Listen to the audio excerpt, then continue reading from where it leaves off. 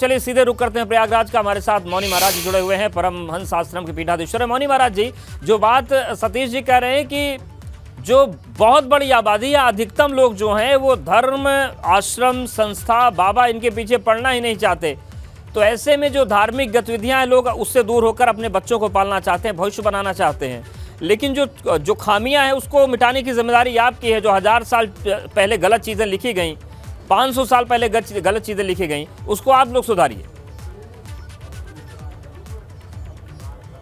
देखिए, जो सनातन ना मिटा अंग्रेज के अत्याचार से, जो सनातन ना मिटा आतंक के अपराध से, वो सनातन क्या मिटेगा इन नेताओं के बकवास से। इनको ये बात ध्यान रखनी चाहिए, केवल इनके कह देने से इनकी अगर आंखें खुली हों तो चले आए रामदास, गरीबदास, रामनिहोर नाम के छोटी जातियों के लाखों करोड़ों लोग गंगा में डुबकी लगा रहे हैं। ये अपने गांव से ही बिजनेस करके 100 करोड़ से भी ज्यादा का बिजनेस करते हैं। क्या आपको भी गांव से ही बिजनेस करना है? तो फ्रीडम ऐप को अभी डाउनलोड कीजिए। पास कर रहे हैं, कथा सुन रहे हैं, राम राम कर रहे हैं, रामायण का पाठ कर रहे हैं। ये केवल कुर्सी पे बैठ के कुर्सियों के लिए ये कहते हो कि 15%, 85% का इनकी आंख में मोतियाबिंद हो गया है। अब इनको कुछ दिखाई नहीं पड़ता है, केवल सरकार की लालच में अब ये कुछ भी बोलने की स्वतंत्र है। यही दुर्भाग्य है इस देश का कि लोगों के जबान पर लगाम लगाने का कोई कानून नहीं है, कोई कुछ भी बोल सकता है। इनको जानना चाहिए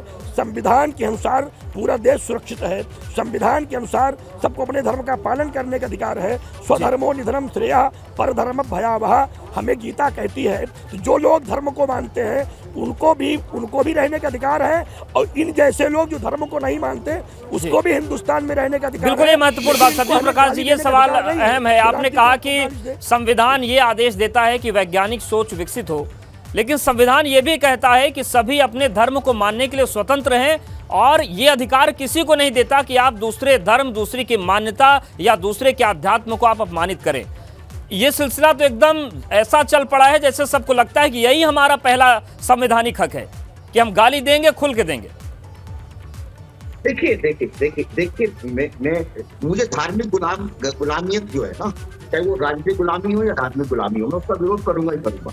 और बाबा जी है, उनकी भावनाओं का सम्मान है। नहीं, तो दूसरे के धर्म पर सवाल उठाएंगे क्या? इस संविधान की बात की आपने, इसलिए संविधान कहाँ कहता है कि आप दूसरे के धर्म को कुछ भी बोल दीजिए, और कुछ भी बोला जा रहा है आजकल। देखिए, सुनिए, ढोर गवार सुत पशु सत नारी, ये लाइन ठीक है क्या? इस लाइन में एक काम कराता हूँ। नहीं, अनुप्रास अलंकार आपने पढ़ा है कि नहीं पढ़ा है? सतीश प्रकाश जी, अनुप्रास अलंकार पढ़ा है आपने कि नहीं पढ़ा है? अरे सुनिए ना, सुनिए, अनुप्रास अलंकार हो या कोई दूसरा अलंकार हो, आप लगा लेना। क्योंकि अलंकार तुलसीदास ने नहीं लिखा है। मेरी बात सुनिए ना, अरे अलंकार आप ढूंढना, उसमें तीनों पशु तो आपकी डिबेट में बैठेगा नहीं ना, उसकी बात मत करो, ठीक है ना। गंवार, शूद्र, नारी की जगह तिलक तराजू लिख कर दीजिए, अलंकार आप सेट कर दीजिए।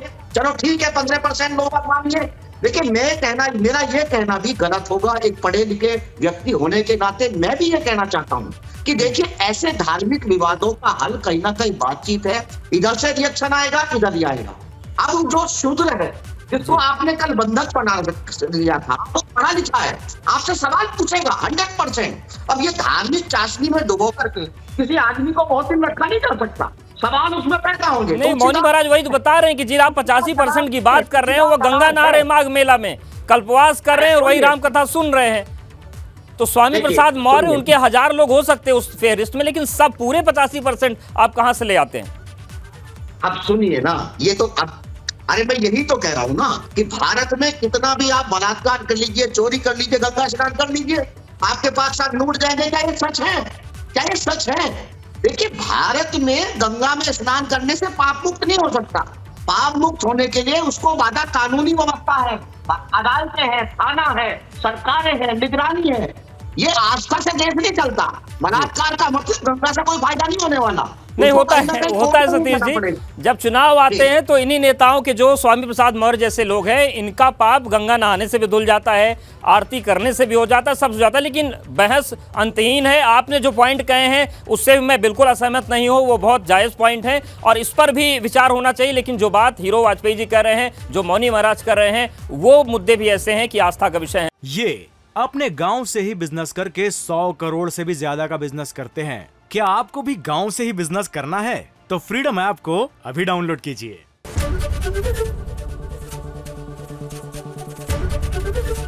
एबीपी गंगा, खबर आपकी, जुबान आपकी।